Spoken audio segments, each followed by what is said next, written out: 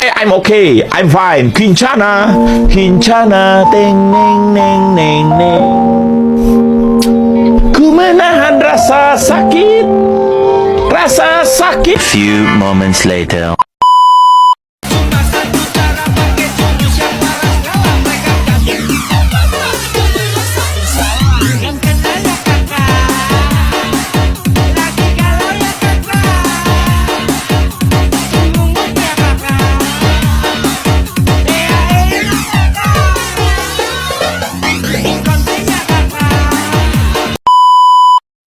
Assalamualaikum warahmatullahi wabarakatuh.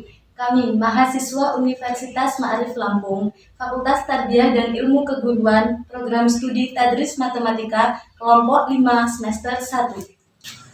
Video ini dibuat untuk memenuhi tugas mata kuliah Ilmu Pendidikan Islam dengan dosen pengampu Bapak Inul Aziz MPDI dengan judul materi Pendidikan Pranatal dan Pendidikan Pascanatal. Jadi di sini saya akan menjelaskan tentang pendidikan prenatal dan pendidikan pascanatal. Pendidikan prenatal yaitu pendidikan yang diberikan saat anak tersebut belum lahir atau sejak dalam kandungan. Jadi apapun yang dilakukan orang tua itulah yang dinamakan pendidikan saat dalam kandungan.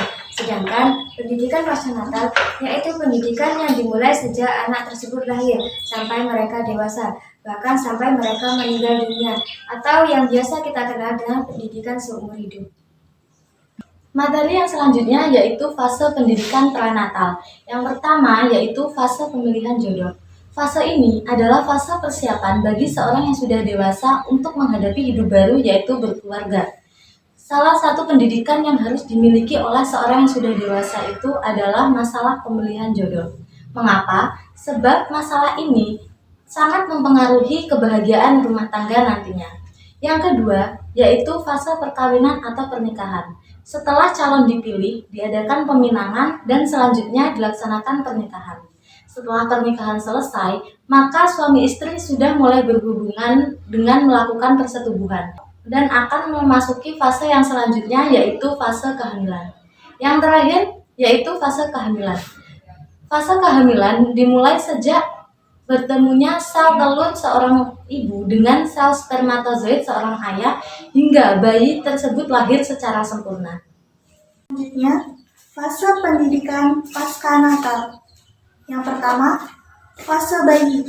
Fase bayi terhitung dari sejak kelahiran hingga berumur 2 tahun. Orang tua dapat memberikan pendidikan pada fase ini melalui indera pendengaran. Karena melalui indera pendengaran, sang bayi dapat mendengarkan kalimat-kalimat suci. Tujuannya agar melestarikan naluri tauhid kepada sang bayi. Yang kedua yaitu fase kanak-kanak. Fase kanak-kanak adalah fase selepas usia 2 tahun hingga 6 tahun. Pada fase ini, orang tua memberikan pendidikan dengan memahami potensi-potensi yang dimiliki oleh anak tersebut. Yang ketiga yaitu fase anak-anak. Fase anak-anak pada usia 6 tahun hingga 12 tahun. Pada fase ini, pendidikan agama Islam diberikan dengan begitu besar kesabaran melalui pembinaan, pelatihan, suri tauladan dari orang tua. Materi yang dapat diberikan yaitu tentang masalah keimanan, membaca Al-Quran, puasa, sholat, dan penerapan akhlak yang baik. Yang keempat, fase remaja. Fase ini berlangsung pada usia 12 sampai 21 tahun. Orang tua memiliki peran penting terhadap anak. Jadi, sebagai orang tua harus memiliki sifat-sifat sebagai berikut. Yang pertama, mengetahui tumbuh kembang anak. Karena itu sangat penting bagi para anak untuk bertumbuh kembang. Yang kedua, Menanamkan rasa sifat percaya diri terhadap anak. Menanamkan sifat rasa percaya diri terhadap anak dimulai dari dini sangat penting untuk memiliki potensi yang lebih baik lagi. Dan yang ketiga, membuka obrolan terhadap anak. Supaya apa? Supaya anak terbuka terhadap orang tua. Dan fase yang terakhir yaitu fase dewasa.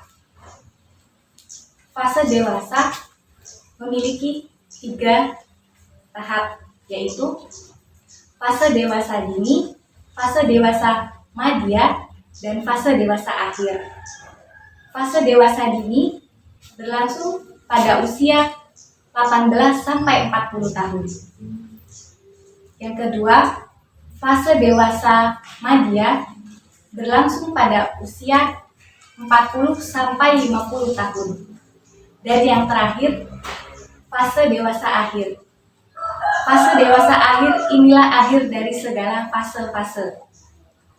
Karena tugas kita telah selesai sampai di sini.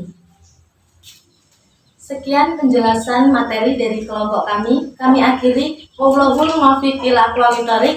Wassalamualaikum warahmatullahi wabarakatuh.